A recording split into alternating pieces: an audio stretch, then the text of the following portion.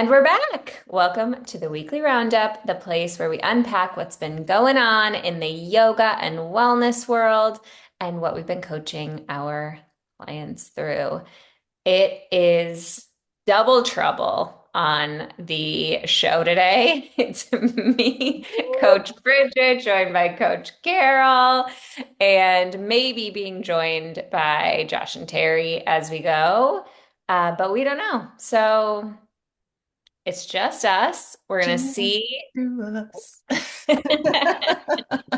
see what kind of crazy stuff we come up with. Carol was mentioning some stuff before we jumped on about um, some stuff that your clients are going through, Carol, specifically vis-a-vis roles and who does what and how we execute these really important things like our first visit flow, like taking care of our clients before class starts. Give us the dirty details, Carol. Well, I think and I know we all see this often, but there's frustration at the owner level because things aren't getting done. Things are falling through the cracks. I feel like the symptom is I don't understand why things aren't getting done. And oftentimes I feel like the solution is one, better clarity on what you expect from them. But also, there's a lot of times we have specific to fitness-based studios that we work with, is that you have a teacher and you oftentimes assume the teacher will take on the desk role whenever there isn't a desk person there. Like sometimes they're there and sometimes they're not. So then the waters get muddy for who does what, and are they really trained well enough to know when, okay, if I'm the only one on shift, I've got to do all this extra stuff. Yep. And so it's just one of those things that like it seems so clear, I think, from our perspective to say like you have to delineate very clearly those roles. And I think it takes a special kind of unicorn person that can recognize, okay, today I'm only in the teacher's seat, and that's all I'm doing today. And these are the things I have to do. Oh, now my next shift, there's not a person to help out at the front desk. And now I've got to do that plus the computer and understand the software and the ins and outs of like how to run a gift certificate or whatever, all those little things that actually the people are really, there's a lot to know. Just from software alone, And so, I think there's this level of frustration that would just be so much more, you could wipe it away if you just had somebody for both roles at every single shift. So that's what I have been thinking about. And even these really very successful studios still, it's like, well, we don't have somebody every single shift. And Yeah. it's like, and then again, I hear the frustration and it's like, this is so easy. It's actually really easy to solve. So anyway, I'll stop there. What are your thoughts, Bridget? Yeah. Such a common problem. I've experienced it at my own studio, and for sure my clients have experienced it before. And like you said, Carol, it takes such a unicorn. I was even thinking, like, can I even do that? Like, am I even good at doing that? And it's like, not really, which is why I'm not allowed to do front desk shifts anymore. Like, I just mess it all up when I try and do that because a long time ago, when we hired all this front desk people, I shifted to just teaching when I came in. And so now I just feel like so discombobulated when I'm like, the rare occasion when it's just me, I sort of give the front desk the night off or whatever I do. Someone's sick, et cetera, et cetera.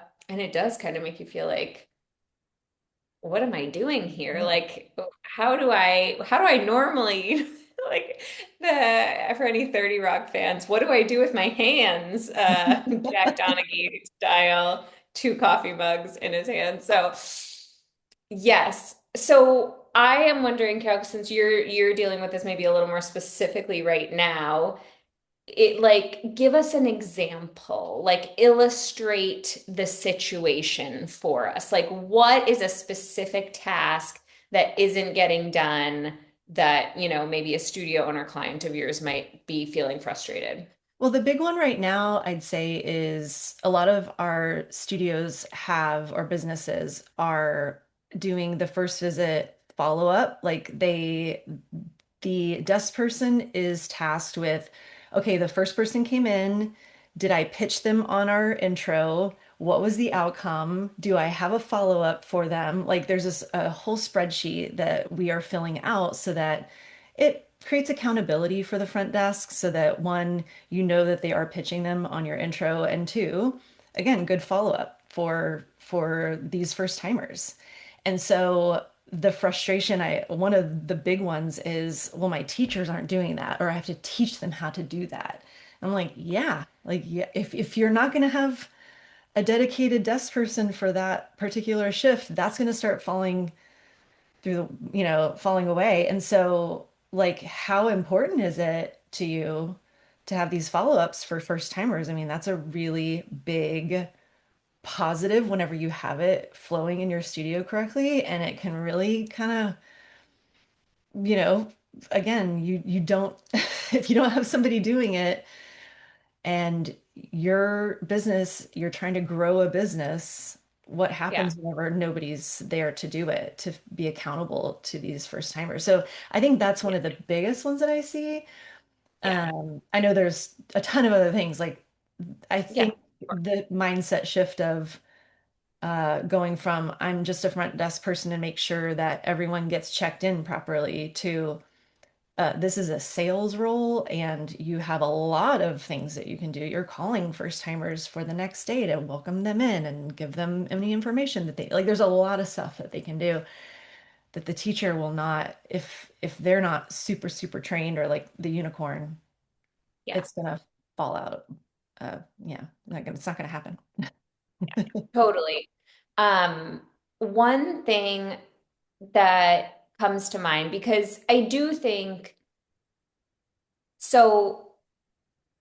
For those who, are listening and who aren't me and Carol, you may not know, but a lot of times studios come to us and they don't have front desk staff at all. Maybe you listening don't have front desk staff.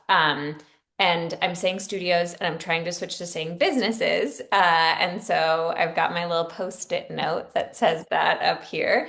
Because this is true for, of course, this would be true for a chiropractor's office. This would be true for a Pilates studio. This would be true for a physical therapy business. So, all that to say, a lot of times business owners come to us and what would you call it? The practitioner, I guess, is performing both of these duties, whether it's the chiropractor, the physical therapist, or the Pilates teacher.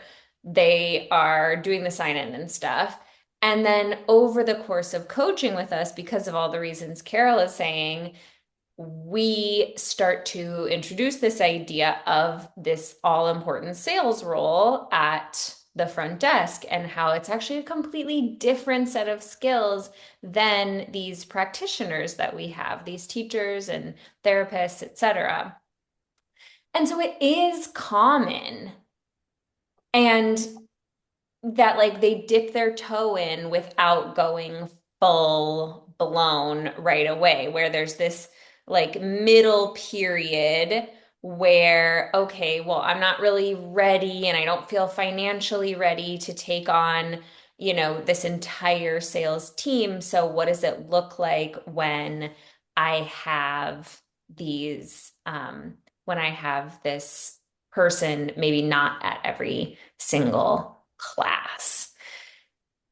There's a lot of things that I have to say about that. One is that, yeah, like I totally get it. I have studios like that right now. And I will also say, to be fair, my 6:30 a.m.s have never had front desk staff. And they probably never will unless the people of San Diego all decide that their entire personalities are changing and now we have 45 people lined up out the door. And I guess probably other studios in other areas of San Diego may have that, but that's not really our vibe. And that works well for us. We rarely have first visits at our early morning classes. And this is my long-winded way of getting to my point. I think there are ways to set it up so that things aren't falling through the cracks, even if you don't have right now sales staff on. I will say, if you are a high volume studio and you have like lots of drop-ins through the door at any given class, it is just 100% leaving easy money on the table, not having sales staff at that class. These are the studios where I'm like, you just got to do it. Or these are the businesses where I'm like, you just got to do it. You got to have someone during those classes. But we definitely have studios, and my studio is actually not a high volume studio. We're very profitable and it's a great business, but we have often like smaller classes. So, all that to say, for things like a first visit follow-up, because it's so important, like one of the things you really want to do is figure out, okay, what is falling through the cracks? And this is true of anything that comes up in your business. If something is falling through the cracks, figure out, is this important? And if it's something like a first visit follow-up, then the answer is yes. And then how do I get this done? How do I make sure this is getting done? Like, how do I fix this today? Because I know I'm not going to hire like a whole nother salesperson in the next 12 hours, but I know I need it to be done in the next 12 hours. And you can do things like make sure that the follow-ups happen at the next person's thing. So one thing we do is when our front desk staff is on, they are in charge of following up with first timers. Like we they are in charge of checking in on anyone who came in the last 24 hours. So they'll go back and they'll see any new students, and some of those people will have been followed up and some of them won't, but they're sort of like the checker to make sure that it got done. And if it doesn't, then they do it. So that's sort of where my head is at about it. I have other thoughts about like practitioners, be it, Pilates, yoga, bar teachers, or physical therapists or whatever, doing the role of front desk stuff. But I think I've talked enough for this moment. So I'm going to throw it back to Carol, and then I can say my other stuff No, if it's appropriate at another yeah, time. it's so true. There's so many things that I'm like going through my mind, so I might need a zip it moment. Like, stop now. Um, no, I think you're so right. As long there's always a solution, right? Hmm. If you um I don't know, my brain works in like, what's the solution for this? And in your case, it's like, okay, the person on the next desk shift does this thing. Part of that is just training them, Yeah. honestly. So if something isn't getting done, is it the system that actually doesn't work? Does the person not understand? Is there not an accountability in the system to make it happen? Like, these are all the questions I would raise. And the other thing that comes up for me is like, you can change it. Like, try it. I mean, I usually try to do it myself first or have a trusted employee and like maybe before we roll it out to the entire team, depending on your team size, like we would give this a try for a little bit and see, does that feel right? Does it work? Does this system like do the thing I think it's going to do? And then you can roll it out. And then if it doesn't work, change it. You're Yeah. the constructor of this entire game, and so you can always change the thing. But I think it's partly it's part trial and error, and it's part training, and there's always a solution. And so, yeah, it's funny you say that about 6 a.m.s or the early morning classes because we didn't have front desk for a long time.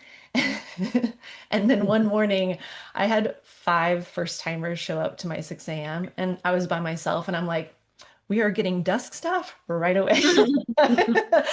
For this, mainly because also like being by yourself early in the morning, just Yeah, like I totally. we wanted somebody else there for, safety reasons and things like that. But yeah, it's like you can totally, you know, figure it out. There Yeah, are ways to make this happen. yeah, Um, totally. I'll stop there. I was just thinking too, like, yeah, like going back to the original question, like, and you touched on this, like, what do you do if you are feeling yourself frustrated that your staff is not completing tasks, like important tasks? And you're exactly right, Carol. It's just getting back to basics. Like, do they know that they are supposed to be doing this? Great. Have you made it as like easy and simple and straightforward as possible for them to do it, which includes training, which includes physical checklists. Get more checklists. When in doubt, put it on a laminated checklist and make them check it off. I will go anytime I go into the studio, I like start whipping out the checklist and waving it in people's faces. And I'm like, why isn't there any check marks on this checklist? Does that mean you haven't done it? And it's like I am so crazy about actually checking off the checklist because then don't come to me and be like, or don't make me come to you and be like, did you do this? Because it's not if you didn't check it off. So anyway, get a checklist, make them check it off. But then this is the place where I think people get really frustrated. And I think they're actually deep down frustrated with themselves because what actually is probably happening is this is what I see all the time. Owner notices that something isn't done. Maybe they see, like, oh, this new lady, Janelle, came to this class and she never got a text message that said, hey, Janelle, how was your class? And the owner's like, oh, well, Carol was supposed to do that when she like taught that class. And so freaking Carol. So then, but this is the solution they come up with. I'm gonna group chat everybody. Yes, thank you. Oh my God. I'm not gonna say anything specific or direct. I'm just gonna say, hey guys, friendly reminder, we need to be sending out our text. And Carol gets that text message and she's like, great, I do that all the time. Uh-huh. Oh my God. Always. You just hit the nail right on the head, Bridget. And then the owner notices it doesn't happen again, but instead of going to Carol, the teacher, she goes to Carol, the coach, and says, Carol, why aren't my teachers doing this thing that I have asked them repeatedly to do? So, before you come complaining to your coach or your husband or your cat that nobody is listening to you, just make sure your side of the street is clean and that you have actually said directly. And I have had to train every manager I've ever had on this because managers love to just be like, hey guys, friendly A reminder. blanket statement without going directly to the person. Come Friendly on. reminder, you gotta fold the blankets back after class. This is how we fold blankets. And then every one of the people who folds the blanket sloppily sits there and it's like, great, I do an amazing job folding the blanket. So this Or message is not about me. or they're the ones that never see the messages Or anyway. And or they so don't read they the haven't messages. even looked at it and they're still not going to do it the right way because they're the ones Exactly. not looking at the The message. ones that don't care how the blankets are folded, and they don't care if you don't like the way the blankets are folded. So yeah, you gotta, before you assume there's this huge issue that you need a whole new system for, just ensure that you have trained everyone individually. And then because people are just human beings. You have to retrain them. You have to remind them of stuff. You have to tell them multiple times sometimes things like we forget stuff. And so make them a really good list, train them really well, and then follow up when they're not meeting your expectations. This is just part of being a leader. Moving the salt shaker. We talked about this a long time ago and hey Terry, Okay. fine dining, it's very like there are rules and this is how the table is set and everything. And so anytime somebody moves the salt shaker to the wrong position, we've got to put it back. We got to remind them, you put that back here. This is where it goes, you know. So that is Yeah. your job or the manager's job. Put that salt shaker back. Well, we're ending up, Terry, kind of the discussion about roles and responsibilities, have clarity, and I think we're probably moving on to the next thing anyway. So yeah, Yeah, that's good timing. that's good You know, time. the last thing I was thinking about this too is I really do think it is too much to ask teachers to go back and forth between one role and then the other role at a different class. And some teachers have to do the front desk role and some teachers have to do this. So one of the things I do is I do train my teachers to do like the basics. They do get involved in the conversations of what we do sales trainings with them. We give them every role possible that they can that I think is reasonable, that involves them in the process in a different way than the sales team is. And I make their checklist like good enough so that they could run the class without the front desk staff, but I just know that it's not going to be the best sales job of all time, and that's okay. Like I will live if that happens once in a while in my studio because I have all these other parts of my sales funnel running at all times. So it's okay if one class doesn't have the most amazing salesperson at the front desk at all times, but I do think it's just fair to just have the teachers have the same role every time and the front desk staff have the same role at every time. Like I said, my 6:30 a.m. people, they aren't as good at sales as my front desk people, and they still check people in and do, technically that part of the role, and that's okay. We deal with our 6:30 a.m. customers in a different way sometimes, and that's okay too. I just have to say something because you know I will. And Of I kind of course. get I kind of get the gist of this conversation. So I hear what you're saying and I agree. And we did this with one client. Because the only shift they didn't have a desk support was the early class. So what we did, and this was very interesting, the teachers that teach the 6:30 class, I think it's six, whatever, the early AM class, they get paid more. They get Mhm. paid they get actually paid because they have to do their own desk. And guess what happened? There's more sales happening at that time in the morning than there ever have been, which was really interesting. So, because we really talked about it, and it's like, in a way, like you said, it's not fair. And I really do say fair because I hear my dad, hashtag Terry's dad, life's not fair.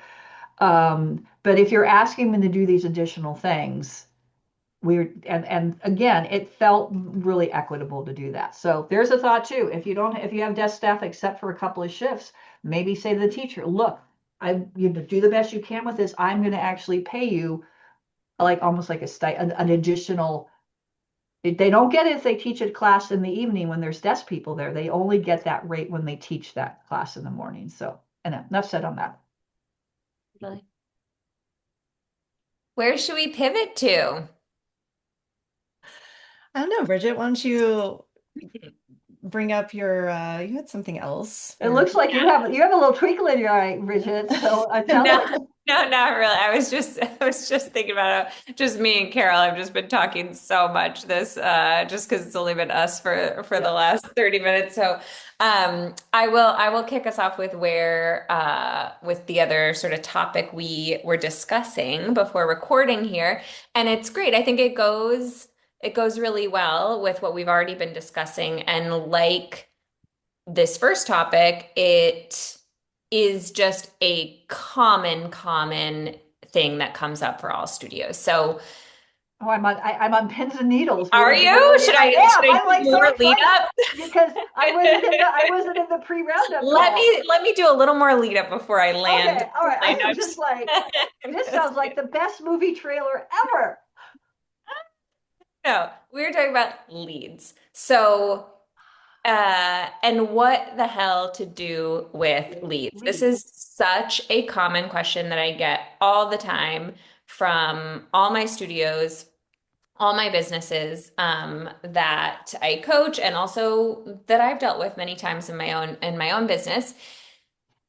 You can get leads from anywhere. So a lead basically is someone who has expressed some sort of interest in your business and now you have their information because of that. So they have filled out a like a get our newsletter thing on your page, or they stopped at your booth at the local Chamber of Commerce fair and gave you their name and email. They entered a raffle.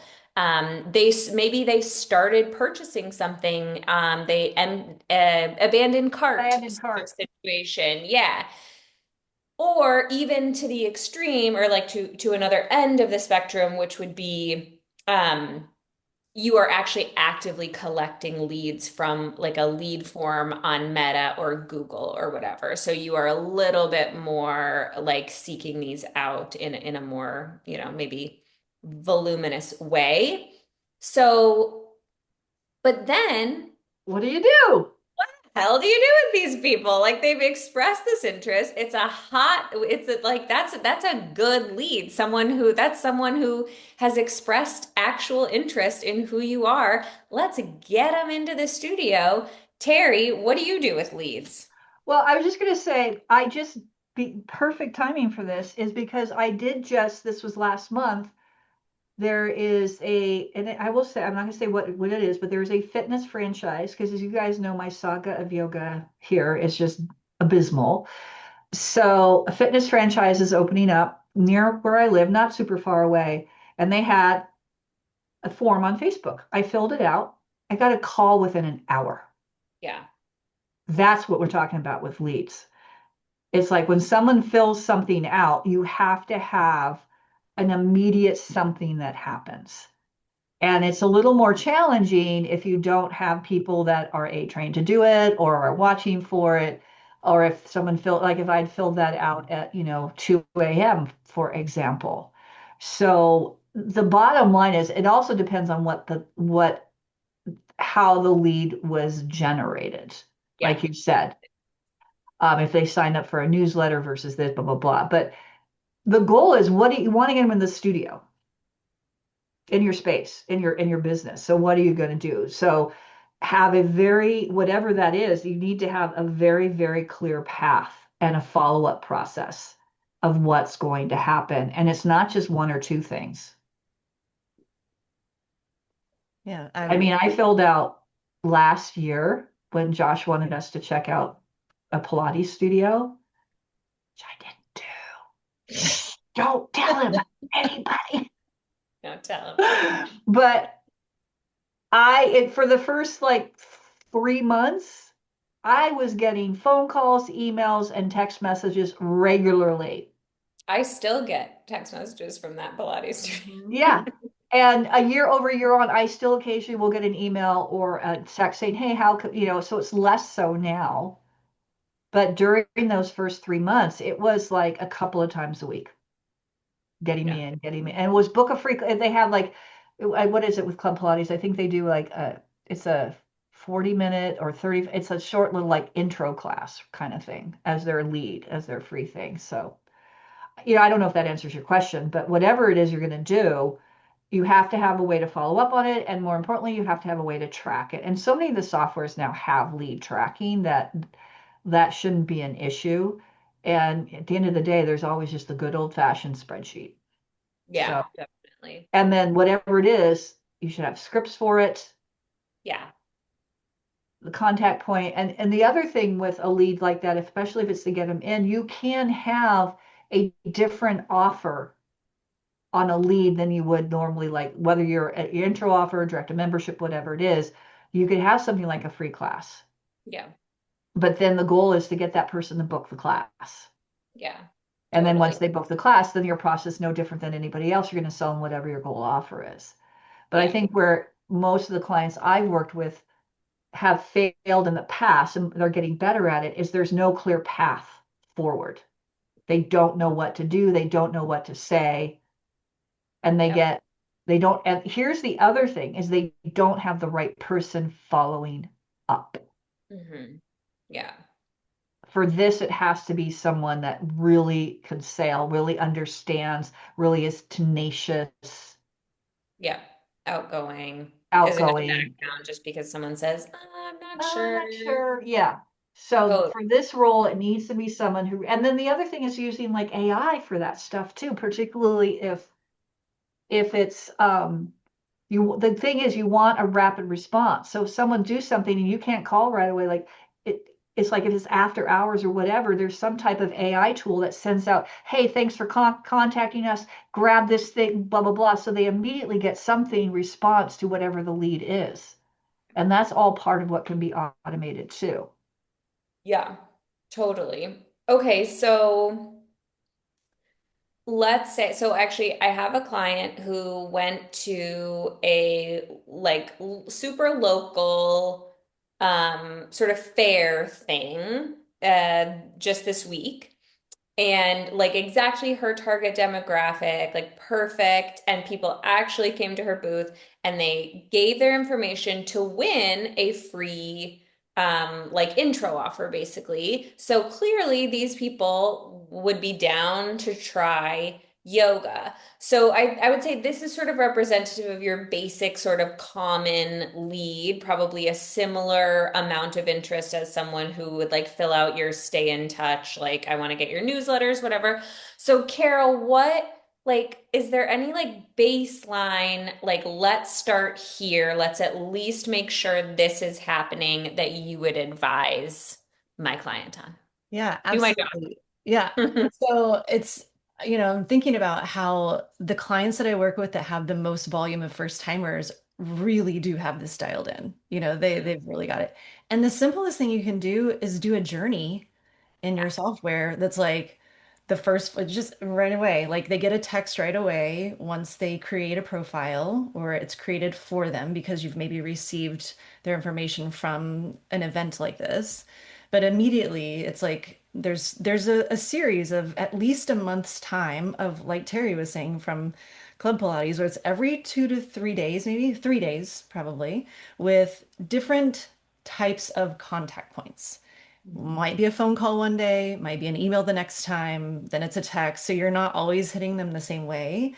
But it could be in this case, maybe they get a free guest pass. And then, the goal is to upgrade them to your intro once they're in your business. Um, but yeah, but like, so I'm just thinking about how one of my clients just moved to a different software. So we were putting all that in again, and sort of auditing what they already had. And we had a whole month's worth of contact points. The last one was like, hey, you know, the offer still stands. We're not going to bug you about this anymore. Kind of like very personal, but like, hey, the offer's still there, but let us know. And they'll still end up in your contacts for bulk, email blasts and newsletters and things like that. So you have chances down the line to try to get them back in, but it's sort of that the critical moment is right whenever they have created their profile. So make sure that even just the email, text, call campaign for the first month or so is put into your system. I Yeah. love that. And when you said that, hey, we're not going to bug you anymore. I just had a client with a long, a client, I just had a call with a long-term client of ours. She's been a client since before the pandemic, and has been to every single summit, including our virtual. You guys probably know who I'm talking about. And she said one of the best tips that she got early on is that when you're writing your emails and stuff, writing it from the voice of as if they're you're a friend, a bestie, keeping it like that. So that's kind of friendly. It's like to a friend, it's like, hey, look, I'm gonna start bugging you. I want to go do this thing. Let me know when you're ready to do this thing with me because I really want to go do whatever kind of thing. The one thing I would have advised your client that I would have said, because I have a client who does this and has getting better at it, is they had a booth at a fair. And what I would have said is fucking sell your offer. Oh, Have she it. did. Oh, she She also did. did. Yeah, and she sold a Okay. bunch of those too. And then she also got people who Okay. had just signed up for the list. But Okay. yeah, oh yeah, we do that every time for sure. Okay. I Yeah. was going to say, yeah, definitely. If you're having a physical space somewhere, you're going to want to, and make it like a killer deal, like Make it a no-brainer. a Yeah. no brainer, like a $10, 50, whatever it is, five, whatever it is, just to get them in, particularly if you're at a place where you really need leads coming in, like you have a lot of capacity in your room kind of thing. Yeah, we've had great luck with that kind of stuff of Yeah. just being like $10 to like just give us whatever money you've got in your wallet. Just give us something and you can have this. And we have some of our best longest term Huh? clients that came from stuff like that. Is the intro conversion rate to membership on like a huge mass of people that come from a fair as good as our regular? No, but that's okay because we get really good long-term ones because it's often so local and those Yeah. are your best Yeah. long-term clients are the ones that live next door or whatever. I was Yeah. I was I going to love it. say, You know what? I love $10 for 10 days. yeah, $10 for 10 days, such a good one. And Easy. when gas hits $10 a gallon, you say, aren't you worth a gallon of gas? I think you're Yeah, worth it. exactly. Yeah. Well, in California, it's basically that already, so we can just say that. With regards to like the following up, I think it's just having the plan, like Carol said. It's it's tenacity and having a plan. Yeah, if And you you do just anything, you're going to be way farther ahead than and most almost people. all other businesses in the country, Yeah. so and in the world. So just write something down. Like I think this is the part where studios get or businesses get stuck, which is just I know I'm supposed to do something, but I'm paralyzed because it's a whole I could do anything. It's so overwhelming. Yeah, and they don't just do the like it doesn't need to be great. It doesn't need to be like studied, a peer-reviewed study to figure out if it's going to be effective. Just write something down and get that information and do that. See what happens. Done is better than perfect. I always say done is better. And you will get better the more you do it, Carol. Well, I was just thinking how I'm that paralysis by analysis person. But Same. and Yeah. something that recently I saw that has really helped me is that I know enough to get started. Like I just tell myself, I know enough that I can just start the process. So even if it's not like 10 emails or whatever, 10 contact points, start with one and two, and then build on that. So you Make a know call, enough. send a text. Yeah, exactly. That's it. It doesn't Exactly. have to be a big thing to start, Yeah. but do Yeah. something. Yeah. And again, even if you're software, you don't have software, which still happens, believe it or not. I mean, it still sometimes happens, or your software doesn't support it. Don't let the fact that, oh, I need to be able, or even if you have the software, like both Mind Body, I know Wall, a lot of them, they have like a lead thing in there. And I'm like, oh, I got to figure out how to use this first. No, you don't. The best way to learn how to do something is do it at real time.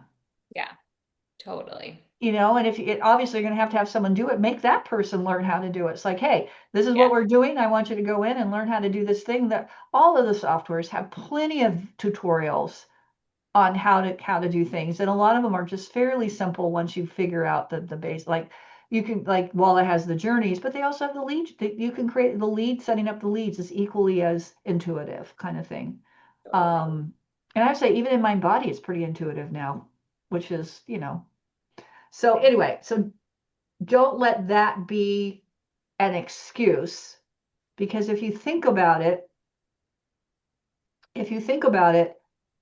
people are doing this long before computers. Yeah, totally. Back in the day, Tell us, Terry.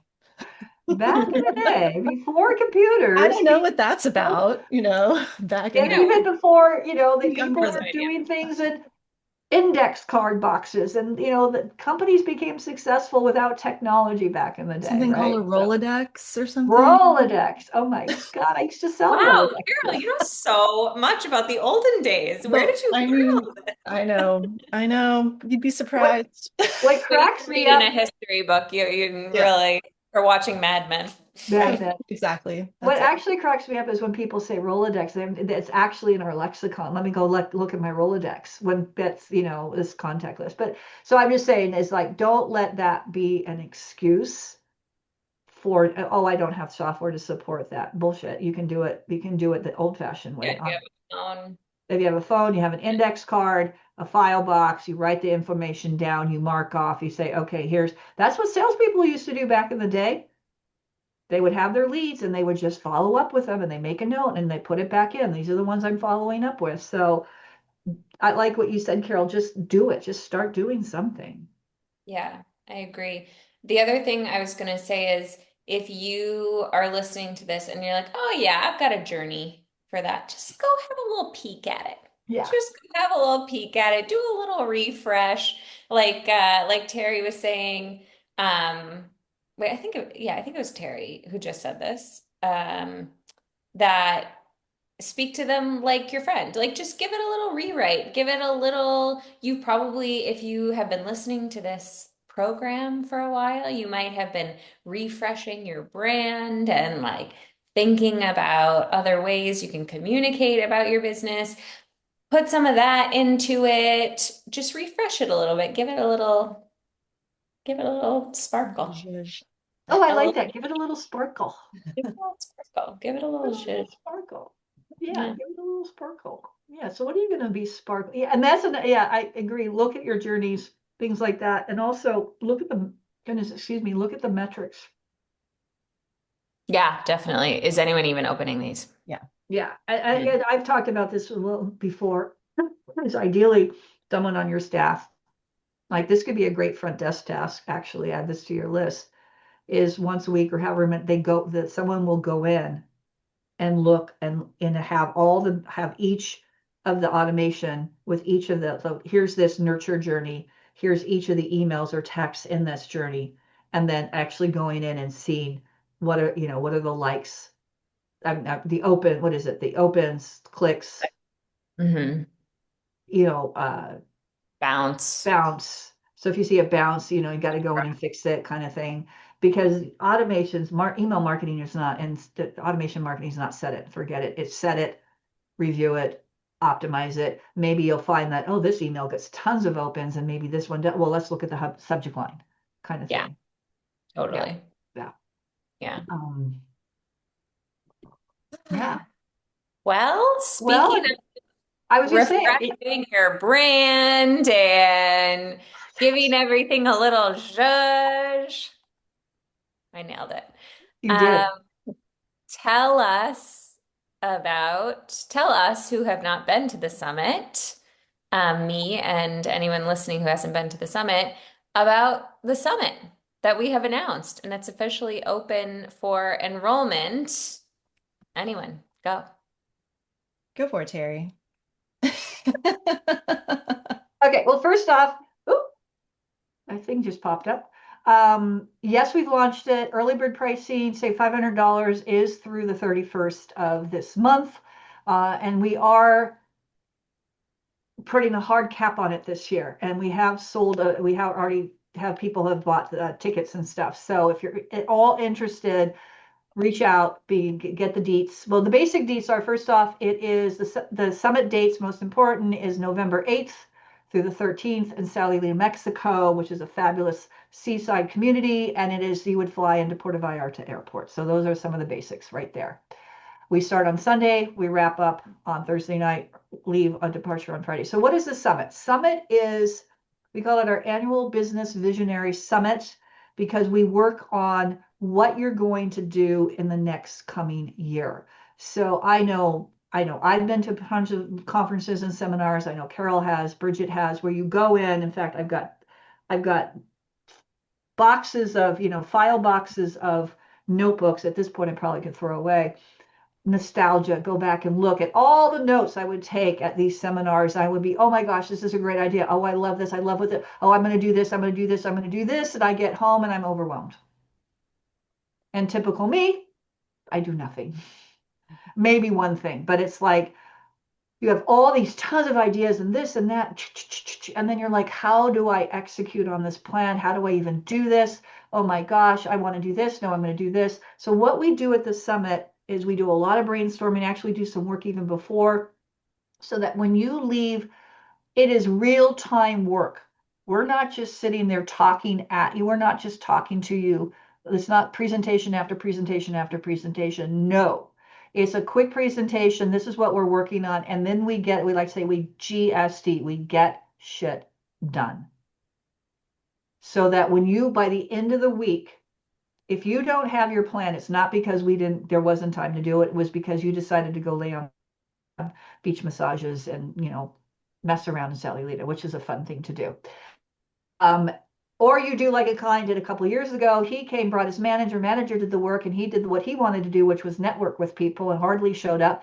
But I remember I asked him at the end of the week, he goes, oh my God, he said, this was great. He said, I got some great, I talked to several people that I really wanted to talk to. So for him, it was about networking. But it really is about getting your plan together. You get a workbook. And in this workbook, it's actual work where you're going to define things. You're going to define what are your targets. You're going to define what are your goals. How are you going to get there? The strategies is like, okay, if your target is I want to increase revenue by this percent, how are you actually going to do that? What are three strategies? I'm going to improve my first visit retention. I'm going to improve my intro offer conversion. I'm going to start lead tracking. Okay, we got that. Now, exactly how are you going to, okay, what are the ways you're going to improve your intro offer conversion? I'm going to do a sales train. Okay, who's going to do it? So we literally get down to the strategy, the task, and down even to the task level. And the timing of the task too. And the timing of the Yeah. task. Like you'll put it in your task management system to say, okay, by January 31st, I will have this in place. Um, it's so helpful. Like you said, Terry, it's not just great information. It is all great information, but like the fact that you have your your your plan, it's like a very clear plan. What I'm excited about is that a few of our studios that were, or business owners that were there this last November and had goals set for 2026 have already hit some of their, at the end of April, there was one that had a membership goal that was way up here and they already hit it at the end of April. So like it's just a testament to like when you have a plan and when you set everything in motion to get closer to that goal, hey, it might happen even faster than you think. But Yeah. without that clarity, you're kind of, it just, you spread yourself to all these other things that may or may not work. And so I Yeah. think getting down to the one thing right now, if you just focus on that one thing, then you'll move the needle. And plus you get to meet other business owners The and networking. networking is great. And then I think I was always so inspired by other Yeah, people. that was the Like at the time, like we were successful and there are other people that were doing things that I hadn't thought about yet. And like to yeah. see other people at a different level, Yeah. so Aspirational inspiring. identities. Yeah, yes, yes. Oh, Yeah. wow. My studio is a similar size. You're doing that much? Hmm. Wow. I could Yeah. too. Yeah. Um, and also same thing with, I had a couple of clients, the aforementioned client I said who's been to every summit. She's every year she's been to every one, and every year her Great. revenue has been going up. And so she came very close last year, but she is I mean, it just within that time span has more than doubled her business. And a lot of it she attributes to the fact that once a year she goes and takes that time to get her plan in place so she knows exactly what she's working on, the highest value targets. And then also we had a client, and this is the power of having a plan, even if something happens so outside your control. have a client that went last year, and the unthinkable happened. Her studio burned to the ground. Not while she was at the summit. No, not while she was at the summit, at the end of January of this year. Fire in the next building, done. We just talked about summit goals because obviously there's a lot of stuff that they had to go through, but they found a space, they're back in, they're getting things done and organized. And we talked about the summit goals. And we realized, okay, yes, we're like, they're still the same goals. Mm-hmm. Yeah. And it was really, they were like, it was like, what do we do now that they're through kind of the thick of everything and everything's sort of finishing out, and they will be completely, they're a hot studio, and the space they moved into didn't have showers, so they got to put the showers in. So once that's kind of like the final piece, they got the heat, all that kind of stuff. But her manager was asking me about, our summit goals and what do I tell the team, and blah, blah, blah. And we thought, and I said, well, the summit goals haven't changed. Yeah, totally. The time frame Now might have adjusted a little bit, but we did adjust the revenue goal because we realized we're not going to hit that revenue goal. They're just that's just not going to be possible to hit that revenue goal for a couple months or whatever. But the membership goal, the conversion goals, I said those are still the same because we based it on, they wanted to go to, they were at this percent conversion. Now they're not going to have as many new people coming in, but that doesn't mean, we tell the team we're still aiming for 70% conversion on our intro offers. That doesn't change. We're still aiming for this percent conversion to membership. That doesn't change. Yeah. And it was like, I could see like the look of relief on her face. She's like, oh, that makes, it's like, we're going to be doing, now that we're through this, like, we're still going to do all these things. It probably isn't going to get us to the revenue goal that we want, but guess what? By having those goals already in place, it's going to get them a hell of a lot faster. Yeah. So that's it's like nobody liked it, but it was like, oh, and here's the other thing. Call her the 9-day wonder. She reopened in 9 days. She found a space and reopened in 9 days. That is that's insane. amazing. It was insane. And she's in a major metropolitan area. And as you know, in a major metro, your market's a little tighter because, like, it's not New York City, but think New York, it's a city the size of New York, think New York City. You're not going to go to the Lower East Side of the Upper East. Your clients aren't going to follow you, right? Because they're going to go as close. So she found the space is really close. Not quite, but like within less than a mile of her existing business, her old business. So it was just incredible. So that's another reason to come to Summit, because your goals don't change. Or the fact that she had them written down, it's like now they're through it. They know what they're, okay, now we know this is what we're doing. We're back on track.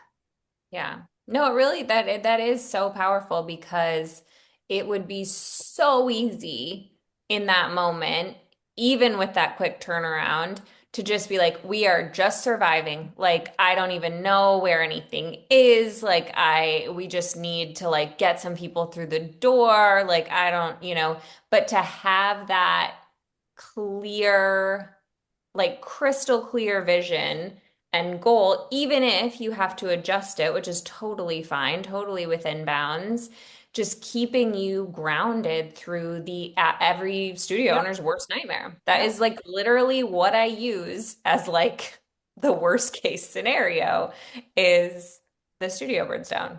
And then what the fuck do I do? Yeah. So, it is a testament to her as a leader. I give her 100%. so much because I don't know if I would have had the wherewithal. She's tenacious because, of course, insurance companies and the way the building was built, it's like different. Like, so somebody owned the land, but because it's in a space that has like a historic district, it's like somebody else owns the actual land, and then somebody owns the building, and then somebody owns this, and so it's like everybody's like, nobody wants to pay. It's going to be years, she said, before she sees any type of relief in terms of insurance. And like her previous landlord is like, she had prepaid rent, he doesn't want, he's like dragging his heel to get it back to her. It's just like, I would have just been like, I'm done. Insane. But she's hanging in there. So anyway, that's an extreme example of this, the as a summit, but that's the purpose. That's a Yeah. real, like you said, it's like now we know we're back. We're back. We made Yeah. it through, like you said, all the shit. We know exactly what we're doing and we know what we need to do moving forward. And Yeah. the other thing that's been really, really interesting is she's like, I am so done giving peace. Like, if they're not selling, they're out of here. Hmm. She's like, Totally. I don't have time to put up with the reasons Rep. and excuses. It's Yeah. like if they're not going to get into it, I'm like, yes. Yep. I love that. I love that. Right. It does Well, kind of give you real clarity of what yeah. you're, it's like, I'm not Yeah. dealing with all this. I'm done. I don't have the bandwidth to deal with Yeah. the teachers that just a couple of teachers. She's like, I'm fine with that. It Yeah. kind of like puts things in perspective. Totally. It also occurs to me, it's just such a great way to step into a space of treating your business, which is such a common in the wellness industry, it's so common to treat your business more like a hobby than an actual business. This is what big successful companies do. They set aside a week or a month or whatever, like a retreat basically, where they say, this is what's going to happen this next year. Like, we're going to lay it all out. This is like the team's all here. We're going to lay it all out. And these are our plans. These are our targets. These are our goals. This is our big vision. And it's just so common to just think of your business in this industry. I think especially as women, to not take ourselves seriously as business owners. And this is a really important part. The projecting and planning for the next year ahead of time is such an important part of any business. Yeah. And be real with yourself. Like, are you going to do this on your own? And you could, of course, you absolutely could, but like, or you could do it in Mexico where you're forced to do it because it would be weird if you sat around and didn't do it. And you're with all these other people who are also doing it, and you've got coaches around you to help you. So this is what businesses, serious businesses do. This is how they treat themselves.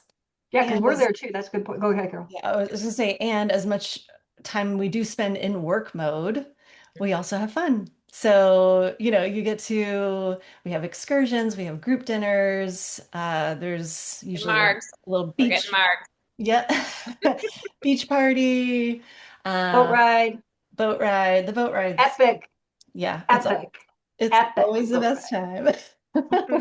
It's the last night, and we just go out on the bay, and it is sunset thing with food and drink and music. DJ Carol puts together awesome playlists.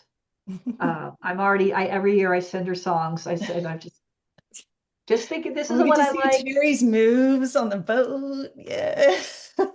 And I have to say, DJ Carol is very discerning because not every song I send her makes it onto the playlist because she's Well, very, it sounds very like her. discerning about her It does playlist, which I respect and appreciate.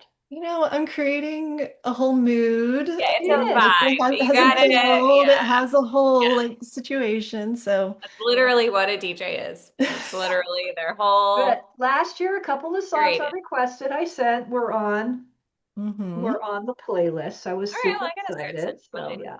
So yeah, if you're at all interested, sign up. It's the best, best, best. And so we do have so many alumni that come back year after year because they do find it incredible value. And they like, so we have a hard cap this year. So, and also we have more and more people bringing their manager. So there's also that option. If you want to bring a manager, there's going to be more. I think we're going to have some more managers there this year. So, fun times, good times are had by all. You gotta come. You You got to gotta do come. it. You gotta come. Yeah, you got to come. Okay. All right. Okay, we did it. Thing. Let's wrap it up. That's a wrap on this week's Weekly Roundup. Tune in every Friday and make sure you subscribe to the show on Spotify, iTunes, YouTube, or wherever you're listening from. See you next week. Bye. Bye.